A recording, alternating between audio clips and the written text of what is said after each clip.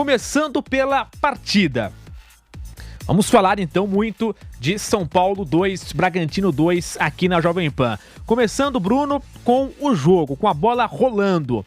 O resultado de 2-2 é justo ou algum dos times fez por merecer uma vitória? Claro, vale destacar, o São Paulo conseguiu uma virada importante, improvável. Vale destacar, imagino eu, o esforço do São Paulo, a insistência, né, por tentar essa virada, mas não foi suficiente, depois leva o empate. Mas o jogo merecia um vencedor ou 2-2 ficou mais justo? Bruno Prado. Acho que ficou justo, foi um jogo que terminou muito aberto, né, com os gols nos acréscimos, Bragantino poupando bastante gente. O São Paulo, ele não jogou bem, né? Esse é um detalhe, né, que nos últimos jogos o time não tem feito boas partidas, mas conseguiu pelo menos ir buscar, virou o jogo, depois cedeu o empate, conseguiu buscar mais no abafa ali, mais na pressão, no ambiente do estádio cheio. São Paulo conseguiu, pelo menos teve essa força de buscar o resultado. Mas não jogou bem e está com muita dificuldade de jogar quando precisa ter a bola para construir.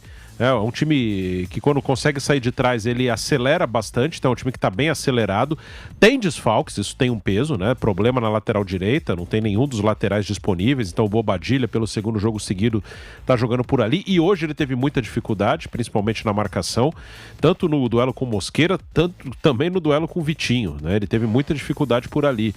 E o São Paulo também, o Nicão, que foi titular, não foi bem, Ferreirinha oscila demais, então foi um São Paulo que conseguiu mais no abafo o resultado, mas na maior parte do jogo, se a gente olhar o jogo friamente, na maior parte o Bragantino foi melhor. Eu digo que o empate foi justo porque o Bragantino, de um jeito ou de outro, cedeu 2 gols já nos acréscimos, né? Mas o Bragantino conseguiu impor mais o seu jogo do que o São Paulo.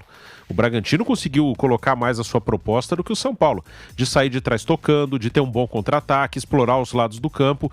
Então o São Paulo foi buscar o resultado mais na vontade, na pressão, do que numa melhora. Acho que em nenhum momento o São Paulo melhorou assim claramente no jogo. Ele conseguiu buscar, o que é importante, mas não melhorou. Positivo, acho que o Eric é um destaque. O Eric entrou bem no jogo, fez um gol, deu assistência. Contra o Santos fez um gol no final, mas bateu no braço dele, foi anulado. Poderia ter sido também ali um gol de empate. E para os próximos jogos, acho que o Carpini tem que pensar bastante em povoar mais o meio, né? O São Paulo tem utilizado 2 volantes. O Luciano, que já fez essa função muitas vezes, mas o Luciano está mal. Acho que não é nem a posição. Ele está mal. A posição é a mesma que ele joga há 1000 anos, ali atrás do centroavante. E 2 atacantes pelo lado. Ano passado, na Copa do Brasil, um dos jogadores de lado era o Nestor, que é um meio-campista. Então o Nestor muitas vezes vinha por dentro. Ele era um terceiro homem de meio, só que jogando no lado esquerdo. E muitas vezes ele vinha para o meio e dava o corredor pro lateral, que era o Caio Paulista. Agora não, até porque o Nestor tá machucado, o Carpini tá usando atacantes mesmo pelo lado. Então o São Paulo tá tendo essa dificuldade. Eu pensaria nos próximos jogos em colocar um meio-campista no lugar do Luciano. Que aí pode ser o Luiz Gustavo, pode ser o próprio Bobadilla jogando alguém na lateral. Não sei se no próximo jogo um dos 3 pelo menos vai estar disponível. Se não tiver, eu faria outra experiência. Talvez o Diego Costa de lateral, que já jogou por ali, porque o Bobadilla está com muita dificuldade. Mas isso é uma mudança que eu pensaria no São Paulo. Colocar mais um meio-campista, saindo o Luciano, que começa o ano mal, e colocando ali ou o Luiz Gustavo ou o Bobadilla. E o Eric, nesse momento, é a melhor opção para jogar do lado direito. O Rato machucado, o lado direito, nesse momento, o Eric, por merecimento, deveria ter uma sequência. José Manuel de Barros, o São Paulo segue sem vencer, mas agora com empate. Perdeu para Ponte e Santos e agora empata com o Bragantino. Com todo esse adendo que eu citei, pode terminar a rodada, dependendo de uma combinação de resultados, fora ali do G2, que dá o acesso ao mata-mata. Como é que foi esse jogo para o São Paulo? Merecia ter vencido ou o empate ficou de bom tamanho? E até sobre essas observações que o Bruno fez em relação ao meio campo, a reforçar a marcação, o Bobadilla na direita, o Carpini aos poucos vai encontrando alguns problemas no meio do caminho, Zé. Então, Guilherme, bom, para começo de conversa, São Paulo e Bragantino nunca vai ser fácil para o São Paulo, nem aqui, nem em Bragança Paulista. Mas hoje era contra o time reserva do Bragantino, se esperava uma imposição maior por parte do São Paulo. Ok, vinha de 2 derrotas consecutivas, você não perde 2 jogos seguidos à toa. né? Alguma coisa não está funcionando, né? E muita coisa não funcionou no jogo de hoje aqui no Morumbi. Eu poderia dizer que o Bragantino não tem que reclamar do resultado. Poupou os titulares para jogar terça-feira, não perdeu, volta com, né, com um resultado de empate, com pelo menos um ponto e jogando aqui no Morumbi.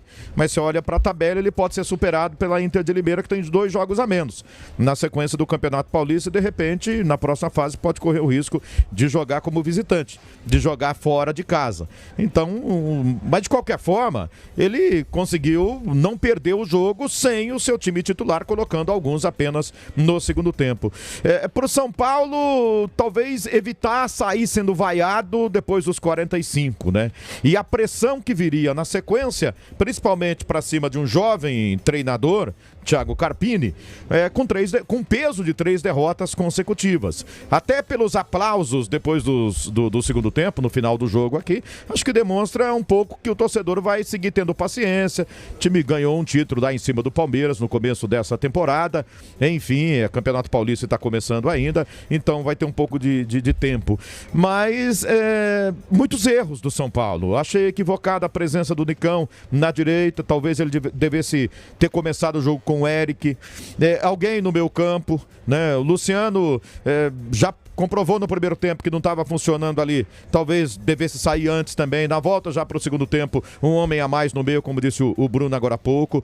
Bobadilha, se funcionou como emergencial ali, a improvisação dele de lateral no primeiro jogo, eu acho que já ficou provado desde o segundo tempo contra o Santos, que ele devia buscar alguma outra solução.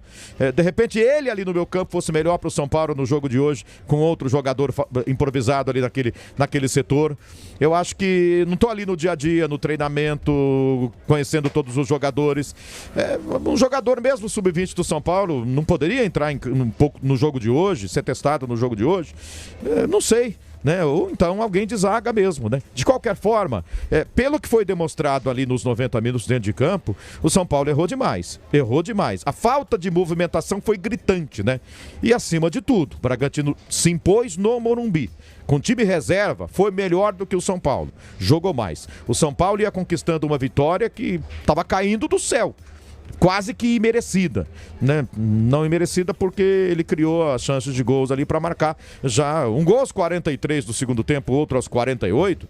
Cara, acabou o jogo, né? E ele conseguiu tomar um empate aos 51, né, minutos do segundo tempo ainda. Ou seja, tem muita coisa errada no São Paulo. É começo de ano? Mas ele devia estar melhorando. O Carpini precisa trabalhar isso já para o próximo jogo. Não pode ficar deixando passar, não, porque daqui a pouco... Ele é um treinador novo que precisa matar um leão por dia. Todo jogo, né? Escapou da derrota hoje, mas ele precisa ganhar a próxima, senão a batata começa a esquentar. Nicão foi escolhido para substituir o Wellington Rato e foi vaiado, né? Foi vaiado o Nicão, não teve uma boa atuação, saiu e deu lugar ao Eric. Mais uma vaia também foi ali no intervalo do jogo. O Chacon destacou que a vaia foi pelo lado de torcedores comuns, digamos assim, não foi da organizada. E aí, isso no intervalo. Depois do 2-2, teve os aplausos.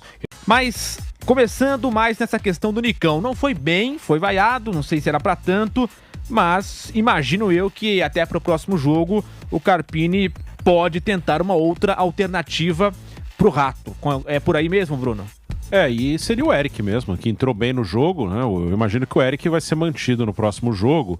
O Nicão é um cara que já passou pelo clube, né? Ele chega em 2022, não vai bem, foi um investimento alto do São Paulo, em 23 ele é emprestado pro Cruzeiro e agora volta, né? Então, já tem, né? Não era um cara que tinha agradado na primeira vez, né? Em 2022, e acabou retornando e não se acertou, né?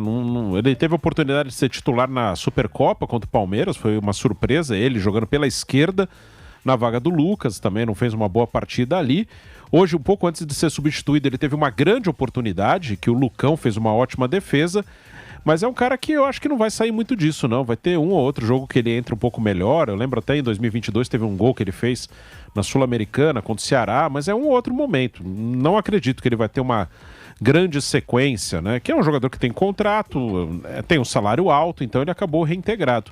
Mas eu não duvido que se aparecer alguma coisa boa aqui para ele ou para o clube, que ele acabe saindo depois do Campeonato Paulista. Não acho que ele vá embalar ali numa sequência como titular do São Paulo, não. José Manuel de Barros, Nicão vaiado, algumas vaias no intervalo, depois os aplausos. O torcedor é impaciente e quando começa essa fase ruim, não costumam lembrar da fase boa. E o Nicão já começa a sofrer com isso, Zé.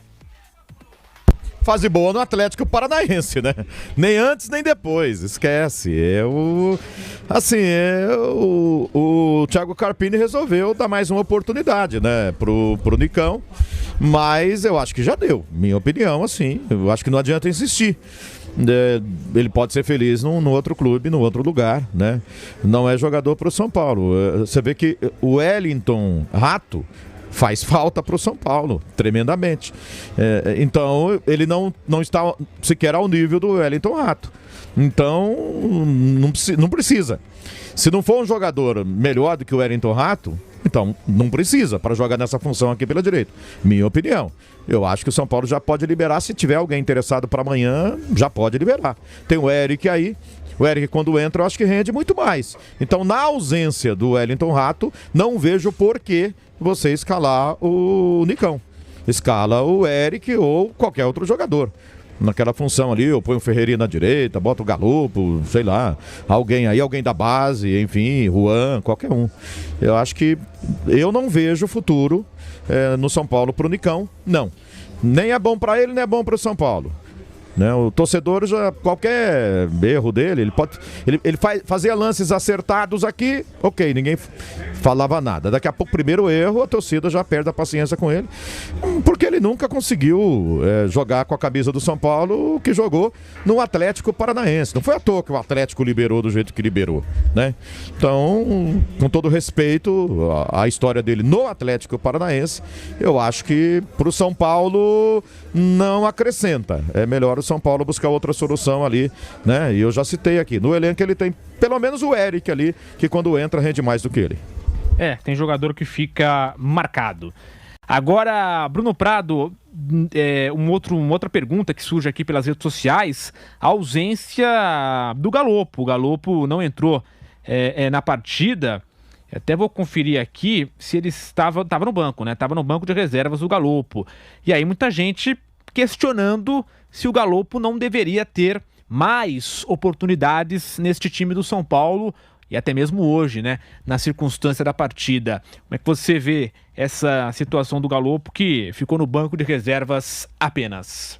Ele teve oportunidades esse ano passado ele teve uma lesão grave de joelho, né? Perdeu todo o brasileiro, esse ano ele até que jogou bastante, hoje não, foi titular contra o Santos, quarta-feira, não jogou bem, então por isso perdeu espaço, até poderia ter entrado, né? Não seria nenhum absurdo, é um cara que poderia ter entrado durante o jogo, mas não é absurdo ele não entrar, né? Acho que há sempre um exagero de pedir o cara que não participou, né? O cara que tava fora. É aquela história, o cara que tá no banco sempre é melhor do que quem tá jogando, né? Sim, e na quarta ele jogou, ele foi titular e não foi bem.